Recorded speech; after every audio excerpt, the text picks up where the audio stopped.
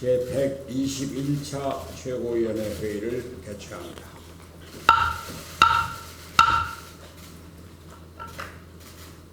어제 청와대에서 문재인 대통령과 여야 5당 대표가 회동을 가졌습니다. 1년 4개월 만에 국회와 대통령 간의 대화의 장이 다시 열렸다는 점에서 의미가 크다고 하겠습니다.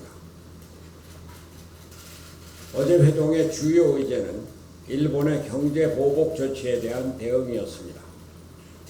이번 회동을 통해서 일본의 경제 보복 조치의 부당성과 외교적 해결의 필요성에 정부와 여야의 공감대를 이룰 수 있었다는 점은 높이 평가할 성과입니다. 저는 한일 정상회담 개최와 전문성 있는 특사의 파견 등을 제안하였지만 구체적인 합의에 이르지는 못했습니다. 다만 제가 제안한 범국가적 비상협력기구의 설치가 합의가 된 것은 큰 성과라고 하겠습니다. 앞으로 구성될 비상협력기구가 위기 극복을 위한 정부와 여야의 초당적 협력과 특히 일본과 원활한 소통의 장이 되기를 기대합니다. 우리 정부와 국회가 모처럼 한마음이 되어 합의문을 발표한 만큼 일본 정부도 이제 사태를 엄중히 받아들여야 할 것입니다. 어제로 일본 정부가 우리 정부의 제3국 중재위원회에 대한 답변을 요구한 시한이 만료되었는데 만약 일본 정부가 추가적인 보복 조치를 감행하거나 화이트리스트 국가에서 한국을 제외하는 일이 벌어진다면 우리 국민의 강력한 저항에 직면하게 될 것을 경고합니다. 일본 정부는 현재 경제 보복 조치를 즉시 철회하고 외교적 대화에 적극 임해줄 것을 촉구합니다. 그러나 어제 제가 말씀드렸듯이 우리도 일본이 방향을 전환할 계기를 만들어 주어야 합니다. 문제의 발단이 된 강제징용자 배상 판결에 대해서 2+1 안 또는 1+1+알파 등 한일 양국이 모두 수용할 수 있는 합리적 대안을 적극 검토해야 할 것입니다.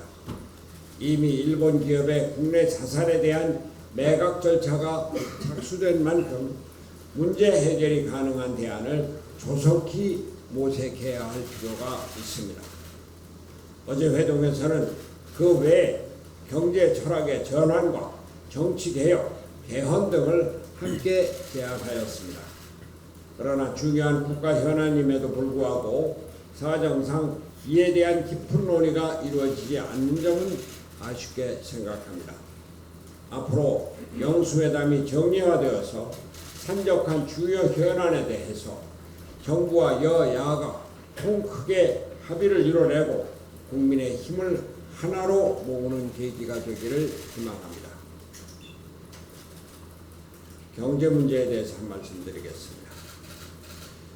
정부와 여야 5당이 일본의 경제 보복 조치를 극복하기 위해 뜻을 모았지만 우리 경제에는 또다시 좋지 않은 소식들이 전해졌습니다. 한국은행 금융통화위원회가 어제 열린 통화정책 방향 결정 회의에서 기준금리를 0.25%포인트 인하한 1.50%로 결정을 하고 또 올해 경제 성장률 전망치를 기존의 2.5%에서 2.2%로 대폭 하향 조정했습니다. S&P와 같은 글로벌 신용평가기관이 우리 경제 성장률을 2.4%에서 2.0%로 하향 조정한 지 며칠 지나지 않아 한국은행마저 경제 부진을 예측한 것입니다. 경제 전문가들은 한은이 한미 기준금리 역전 상황에도 불구하고 3년여 만에 금리 인하를 결정한 것은 글로벌 무역 분쟁과 그에 따른 국내 경기 부진을 더 심각하게 받아들이고 있는 의미라고 지적하고 있습니다. 특히 당초 0.1% 내지 0.2%포인트 하향 조정이 예상됐던 경제 성장률 전망치가 0.3%포인트 대폭 하향된 것에 대해서 경제 성장률 1%대가 현실화되고 있지 않느냐 하는 우려가 나오고 있습니다. 우리 경제 성장률이 2% 미만을 기록한 것은 지난 1980년 2차 오일 쇼크 사태, 1998년 IMF 외환 위기 사태, 2009년 글로벌 금융 위기 사태 등 국가적 차원의 위기 상황뿐이었습니다. 위기가 현실화되고 나서 대책을 세우는 것은 이미 늦습니다. 문재인 대통령은 현재 경제 위기 상황을 엄중하게 인식해야 합니다. 어제 회동에서도 말씀드렸습니다만 대통령이 경제 철학을 바꾸는 것이 절실합니다. 경제는 시장에서 움직이고 일자리는 기업이 만듭니다. 소득주도 성장을 폐기하고 시장 우선 친기업 정책을 펴야 우리 경제에 활력이 돌아옵니다. 그런데 내각의 장관들이 앞장서서 반기업 정서를 공개적으로 발언하고 있으니 경제가 살아날리 만무합니다. 박영선 중소벤처기업부 장관이 어제 열린 대한상의 제주포럼에서 경제보복 대응과 관련해서 엉뚱하게 대기업 탓을 했다고 합니다. 일본의 수출규제 대상인 불화수소를 국내 중소기업도 생산 가능한데 대기업이 사주지 않는 것이 문제라고 했다는 것입니다.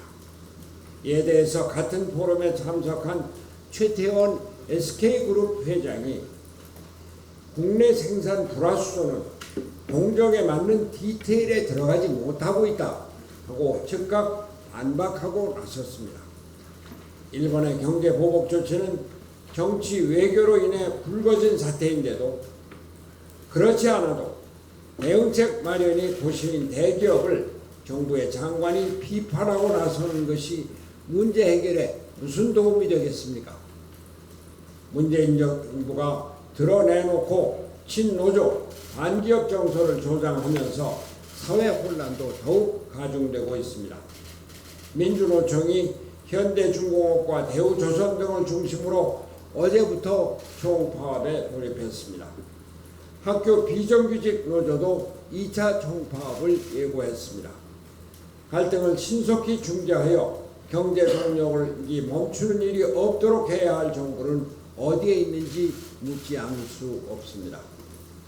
청와대 소속의 옥상옥 각종 위원회와 일자리 수석과 같은 불필요한 직책을 폐지하고 시장이 믿고 따를 수 있는 경제 경륜가를 경제부총리로 임명하여 경제를 실제로 지휘하도록 하는 것이 경제 철학 전환의 출발점이 될 것입니다.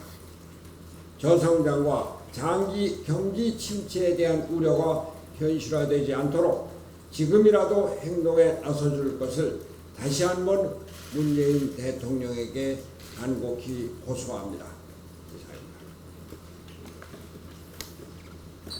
예, 원내대표입니다.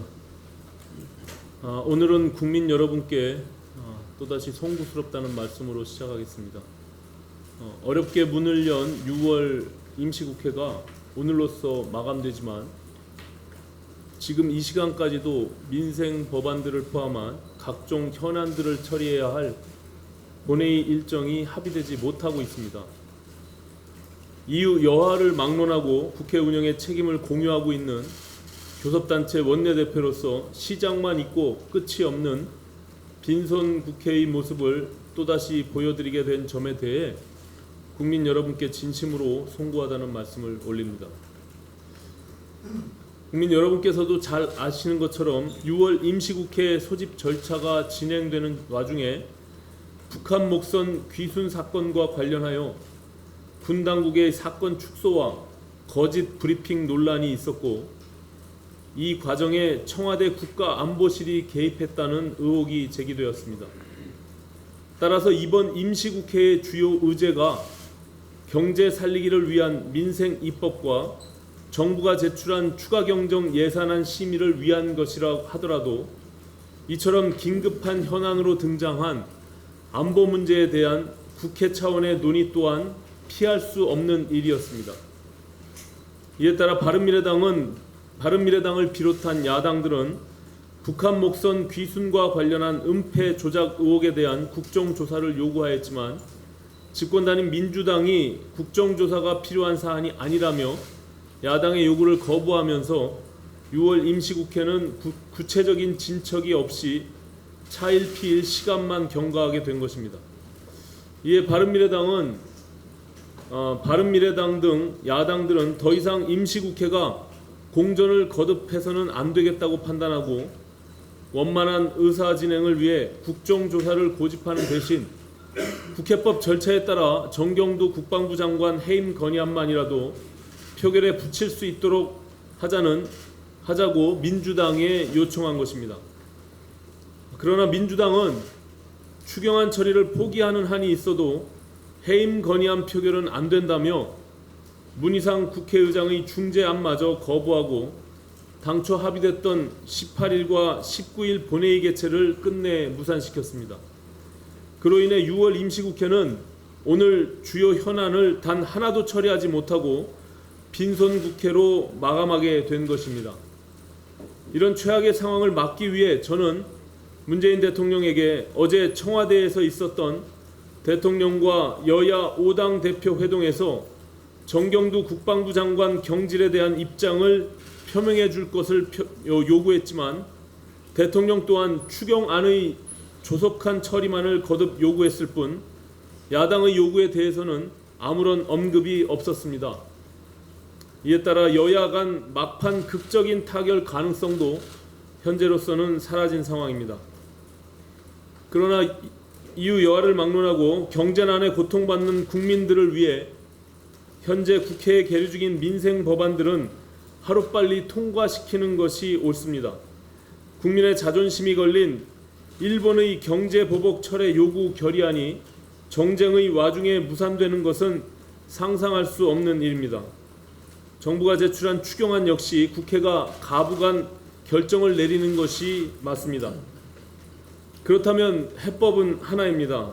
그동안 중립을 지켜오던 민주평화당의 정동영 대표가 어제 청와대 회동에서 했던 발언이 정답입니다. 국방부 장관 해임 건의안은 여당이 양보해서 국회의 결정에 맡기고 야당은 민생 법안과 추경안 처리에 협조하는 것입니다. 야당의 요구는 원천 봉쇄하면서 정부 여당의 요구만 수용하라고 강변한다면 상생의 정치가 어떻게 가능하겠습니까? 이에 바른미래당은 민주당의 입장 변화를 촉구하면서 다음과 같이 제안합니다.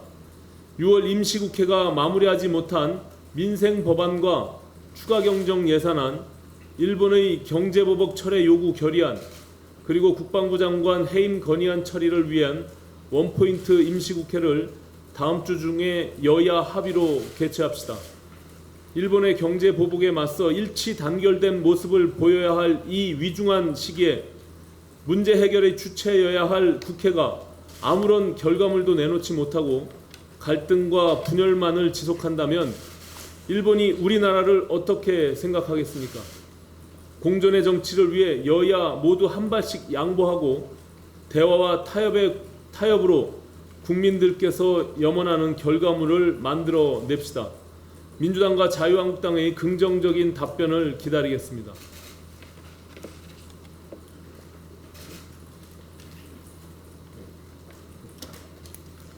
네, 정치에 있어서 각자의 안을 가지고 경쟁하는 것은 기본입니다.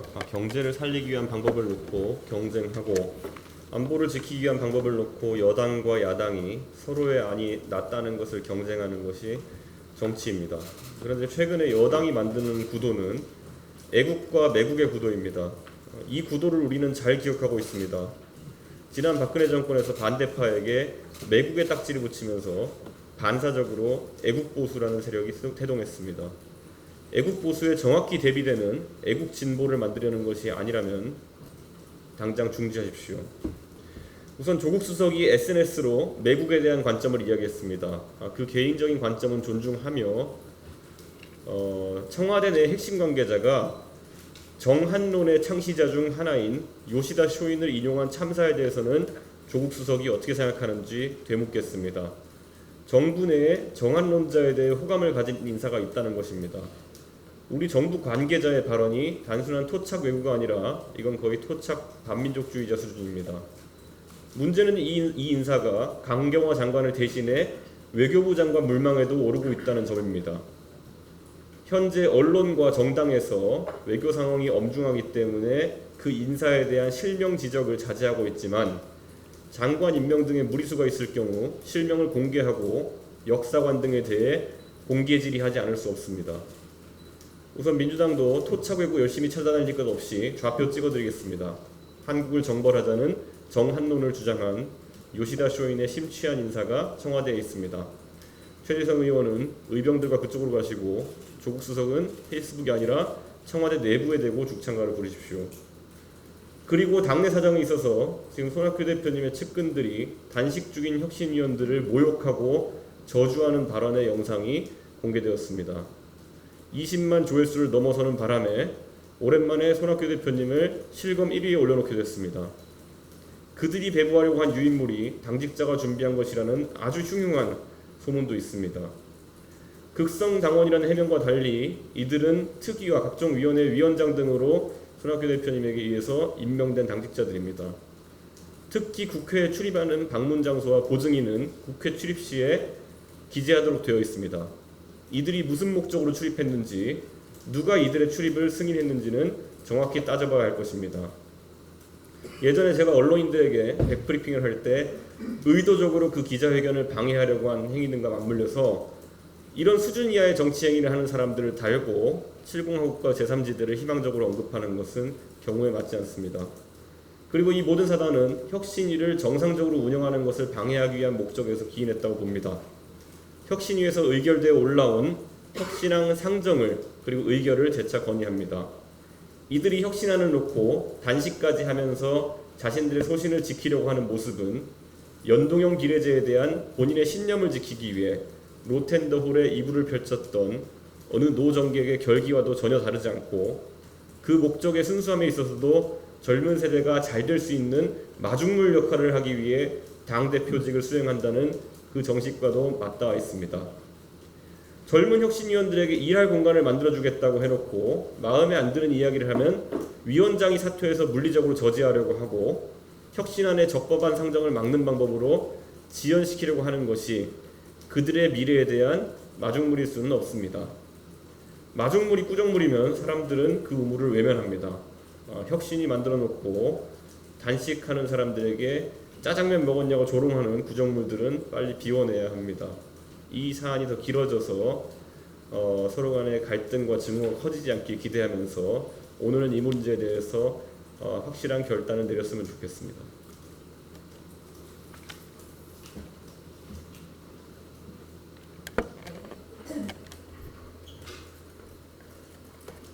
우리 손학규 대표님 그 국가적인 안보나 경제 문제 항상 잘 짚어주고 계십니다. 하지만 정당이 안정화되고 내부가 편안하고 그런 정당이라야, 그런 정당의 당대표라야 국민들은 그 말을 진정성 있게 받아들일 것입니다. 대표가 임명한 혁신위가 위원장이 사퇴하고 위원은 단식 중입니다. 그런데 아무 조치도 아무 대안도 마련하지 않고 지금 이렇게 지나오고 있습니다. 이것은 당 대표로서 직무유기라고 저는 지적하고 싶습니다. 당은 당규도 무시했습니다. 친구들끼리도 서로 말이 다르면 한쪽 말만 듣는 게 아니라 양쪽 말을 다 들어보고 판단을 합니다. 근데 손학규 대표님은 주대환 전 위원장의 말은 공식적으로 2번을 들었습니다. 그런데 혁신위원들의 말은 공식적인 자리에서 한 번도 저희들이 그만큼 간담회나 아니면 그냥 최고위원 자리를 통해서라도 듣자고 얘기를 했는데도 한 번도 들어주시지 않으셨습니다. 어젯밤에 잠시 들른 걸로 그 위원들의 말을 들었다고 하시면 안 됩니다. 당내 문제 해결에 노력하지 않는 그런 당대표를 국민들이 그 말에 귀를 기울이겠습니까? 주대한 전 혁신위원장도 혁신위 의결 이후에 이 안건은 최고위원회에 상정을 하라고 말하고 사퇴를 했습니다. 당은 당규에 따라서 혁신위원회에 의결된 안건을 최고위원회의에 상정을 해 주십시오. 또 혁신위원회 정상화를 하루빨리 시켜주시기 바랍니다. 예, 문병호 최고위원입니다. 문재인 대통령은 손학규 대표의 현실적 해법을 숙고하시기를 촉구합니다. 어제 대통령과 여야 5당 대표회동에서 일본의 경제 보복 대응에 초당적으로 협력하고 범국가 차원의 대응을 위해 비상협력 기구를 설치하기로 합의했습니다. 국익을 위해 여야가 단합하는 모습에 국민과 함께 지지를 보냅니다. 하지만 어제의 공동 발표문은 큰 방향에서 초당적 협력을 천명했을 뿐 구체적인 해법은 여전히 과제로 남아 있습니다. 어제 우리 당 손학규 대표께서는 냉철한 현실 인식을 바탕으로 최선의 현실적 해법을 제안하셨습니다. 아베 정부의 몰상식한 경제 보복에 화가 나지만 그렇다고 반일 감정에 호소하거나 민족주의적 대응으로 해결할 사안이 아니라고 하셨습니다. 그러면서 손학규 대표께서는 일본이 방향 전환할 계기를 만들어주자고 하셨습니다. 도덕성이 높은 우리가 징용자 대상 대책부터 대승적 해결책을 찾아야 하고 한일 정상회담과 대일 특사 파견을 제안하셨습니다. 문재인 대통령은 손학규 대표가 제안한 현실주의적 해법을 숙고하시기 바랍니다. 정치인은 결과로 말하고 책임지는 존재입니다. 일부 욕을 먹더라도 국익을 지킬 수 있다면 그것은 적절한 것입니다. 마키아벨리는 치욕스럽든 영광스럽든 조국은 방어되어야 한다고 지적했다는 점을 강조드립니다. 한 가지만 말씀드리겠습니다. 최근 민평당의 분화에 따른 정계 개편 얘기가 언론에 무성합니다. 내년 총선 후 화두는 문재인 정권 심판입니다. 정권 교체를 판가름할 2022년 대통령 선거의 전초전이기 때문입니다. 무능하고 무책임한 국정 운영을 고집해온 문재인 정권에 대한 중간 평가의 성격을 띠는 선거이기 때문입니다. 관건은 야당이 어떤 깃발로 그리고 누구를 중심으로 어떤 정책으로 승리할 수 있느냐 하는 것입니다. 황교안 대표가 이끄는 자유한국당 중심의 보수 대연합은 선거에서 승리하겠다는 의지도 승리할 수 있는 희망도 보여주지 못했습니다. 오죽했으면 보수 세력 안에서조차 문재인 정권이 야당복 하나는 기가 막히게 타고났다는 자조 섞인 비아냥까지 나오겠습니까?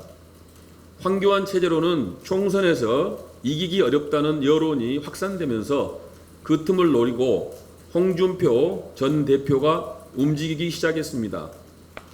우리 당 안철수, 유승민 두 분을 영입해야 한다는 목소리도 커지고 있습니다.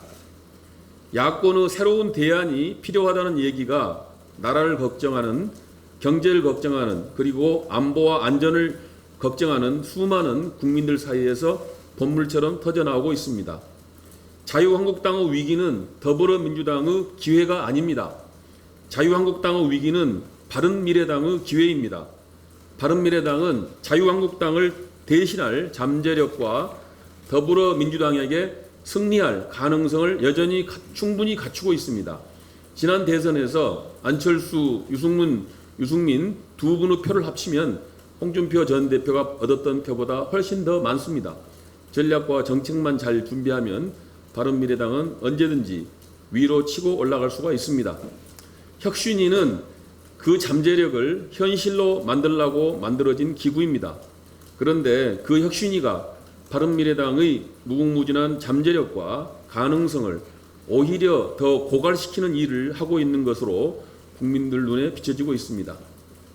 결자 해지입니다. 매듭을 꼰 당사자들이 매듭을 풀어야 합니다. 이제는 안철수, 유승민 그리고 손학규 대표 세 분이 직접 나서서 바른미래당의 총선 승리에 필요한 비전과 전략을 확실하게 구체적으로 내놓아야만 할 때입니다. 소모적인 작은 싸움을 대승적으로 멈추고 이제부터는 문재인 정권을 심판하는 위기의 경제를 살리고 나라를 구하는 큰 싸움에 나서야 할 때입니다. 이상입니다. 다른 공개 발언이 없으면 7개로 전환하겠습니다.